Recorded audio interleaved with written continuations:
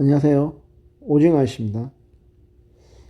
오늘은 청소년들에게 좀 도움이 될 만한 이야기를 하고 싶습니다. 제가 소위 말하는 586 세대라서 요즘 세대하고는 좀 안 맞는 부분이 세부적인 면에서는 있을 수 있겠지만, 어, 효과적인 공부 방법이라고 할까요? 거기에 대해서 이야기를 좀 하고자 합니다. 사실 학교 다닐 때 제가 공부를 뭐 엄청 잘하는 정도는 아니었고 조금 했는데요. 지금 와서 생각을 나도 해보면 그때 이렇게 했더라면 좀 더 좋았을 텐데 하는 아쉬움이 사실 좀 많이 남습니다. 그래서 그런 점을 좀 보완해가지고 여러분들에게 좀 도움이 될 만한 그런 말씀을 드리고 싶습니다. 아마 학교 다니는 청소년분들은 다들 이왕이면 공부를 다 잘하고 싶은 그런 소망이 아마 있을 겁니다. 물론 뭐 공부가 인생 전부는 아니기 때문에 혹시 공부에 취미나 재능이 없으면 또 다른 길로 가면 돼요. 그러니까 자기만 주특기를 또 잘 살리면 되니까 너무 좌절할 필요는 없다고 생각합니다. 일단 제가 옛날에 학창 시절이 80년대를 주로 다녔는데 그때 학교 분위기나 뭐 사회 분위기는 완전히 군대식 분위기. 옛날에 그 권상우가 나왔던 말죽거리 잔혹사의 그 분위기랑 큰 차이가 안 났습니다. 그 영화는 70년대가 배경이었는데 공부 못하는 사람은 거의 뭐 인간 취급도 안 해주는 그런 분위기였어요. 그래갖고 사실 공부를 잘하든 못하든 간에 많은 스트레스를 받았었거든요. 지금 제가 드리고 싶은 말은 결론적으로 말씀드리면은 음, 스텝 바이 스텝 단계적 학습법, 우리가 꼭 계단을 올라가는 것처럼 단계적으로 실력을 키우고 가는 단계적 학습법이 오늘 제가 말하고 싶은 말의 결론입니다.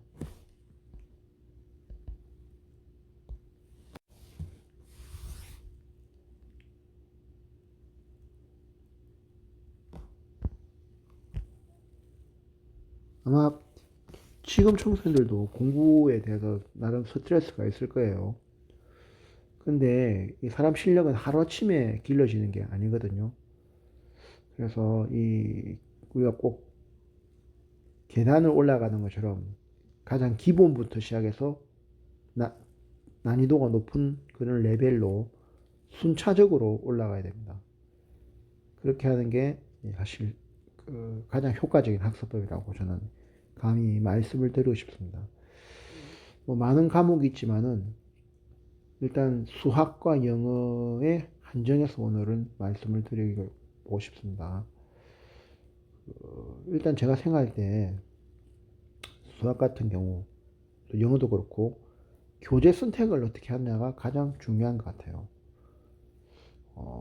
요새도 그 수학 정석은 나오는 걸로 알고 있는데 그 다음 또 다른 교재들은 옛날 제가 다닐 때하고는 좀 많은 또 차이가 좀 있는 것 같더라고요. 일단은 그 제가 드리고 싶은 말씀은 뭐냐면 수학 같은 경우 일단 가장 기본적인 교재부터 시작해가지고 그 다음에 점점 응용 문제 위주의 문제집으로 순차적으로 옮겨가는 겁니다. 그러니까 일단 가장 대표적인 게 수학 정석인데 그 수학 정석이 뭐 가장 유명하고 또 가장 기본적인 거긴 한데 수학 정석만으로는 조금 이게 한계가 있어요. 그냥 교재가 나쁘다는 게 아니고 수학 정석은 뭐랄까 너무 이렇게 좀 백과사전식이라고 할까요? 그러니까 좀 양이 정말 방대하거든요.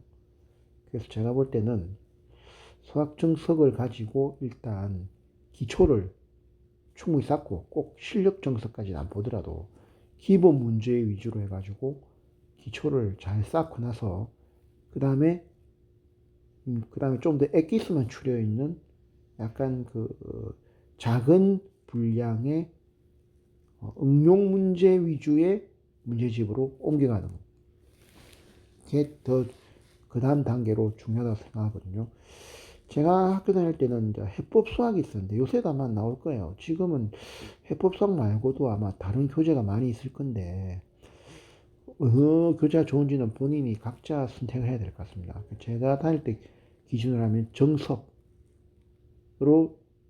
기본을 쌓고 해법으로 좀 심학습을 하고 그 다음에 시험 기간에 임박에서는 모의고사 문제집 같은 문제집 위주로 풀고 그리고 나서 또 중요한 게 시험을 다 치르고 나면 매번 학교 시험을 치른 것을 그 복기를 해봐야 돼요. 이 복기가 사실 상당히 중요하거든요. 그래 보통 요새 학을 많이 다니니까 학교를 좀 무시하는 경향이 있는데요. 그 학교 선생님들도 나름대로 그 분야의 전문가들이니까 그 본인만의 그 노하우가 담겨 있거든요. 그래서 한 번에 시험이 끝날 때마다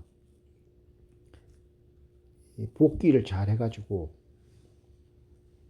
어, 본인만의 어떤 안목을 좀 키워야 됩니다. 어떤 유형의 문제가 많이 나오는지. 그래서 저는 제가 볼 때는 수학은 결과적으로 많은 유형, 많은 스타일의 문제를 풀어보는 경험을 많이 쌓아야 돼요. 경험을 쌓되 아까 말씀드린 것처럼 가장 기본 수업부터 시작해가지고 점점 난이도 높은 레벨, 응용 문제 이렇게 이런 식으로 올라가는 식으로 많이 풀어봐야 돼요. 만약에 뭐 방학 때나 시간이 난다면 옛날 뭐 본고사 문제라든가 뭐 수학 경시대 문제라든가 이런 까지도 만약에 풀어본다면 더욱 좋겠죠. 그래서 우리가 시험 기간에는 보면 보통 그 막상 수능 시험 같은 실전 시험은 학교 다닐 때 치는 시험하고는 또 분위기가 다르거든요. 난이도도 사실 좀 더 높아요. 근데 만약에 그런 실전 시험장에서 한 번도 풀어보지 못한 문제를 연속해서 맞닥뜨린다면 사실 사람이 이렇게 멘붕이 올 수 있어요. 그래서 평소에 이 단계적 학습법을 통해서 많은 유형의 문제를 풀어보고 거기서 자기가 잘 틀리는 문제는 잘 메모를 해놓든가 뭐 기록을 하든가 해가지고 꼭 이 복기를 잘 해봐야 됩니다. 그리고 이번엔 영어 차례인데요. 영어 역시 이 단계적 학습법을 적용할 수 있다고 생각합니다. 어, 일단 제가 다닐 때 비해서 요새 뭐 듣기라든가 회화 같은 게 많이 보강이 되긴 한데 그래도 가장 기본은 영어 문법이라고 생각하거든요. 제가 다닐 때도 물론 많은 교재가 있었어요. 근데 요새도 나오는지 모르겠는데 그 당시에는 이제 맨투맨이라는 책이 있었습니다. 제가 볼 때는 맨투맨이나 아니면 그와 비슷한 교재를 문법 위주 교재를 한 서너 번 정도 학습을 하시고 나서 그다음에 제가 다닐 때는 성문 뭐 종합 영어 이런 게 있었는데 지금도 그게 나오는지는 모르겠는데 그 성문 종합 영어나로 공부를 해도 되고 아니면 그와 비슷한 좀 독해 위주의 영어 참고서를 어, 선택해가지고 문법 다음에 독해 위주로 그렇게 공부 역시 레벨을 높여가는 게 좋을 것 같습니다. 독해를 하는데 우리가 보통 그 독해한 단계가 직역을 하고 의역을 하는 식으로 하잖아요. 근데 제가 볼 때는 거기서 조금 더 나아가야 된다고 생각해요. 나중에는 결국 어느 정도까지 가야 되냐면 소위 말하는 그 직독 직해로 가야 됩니다. 이게 뭐냐면 그 의역을 하고 직역을 하고 의역을 하는 방식이 물론 맞긴 한데 결과적으로 이게 이 콩글리시의 한계를 못 벗어난 생각하거든요. 제 생각에는.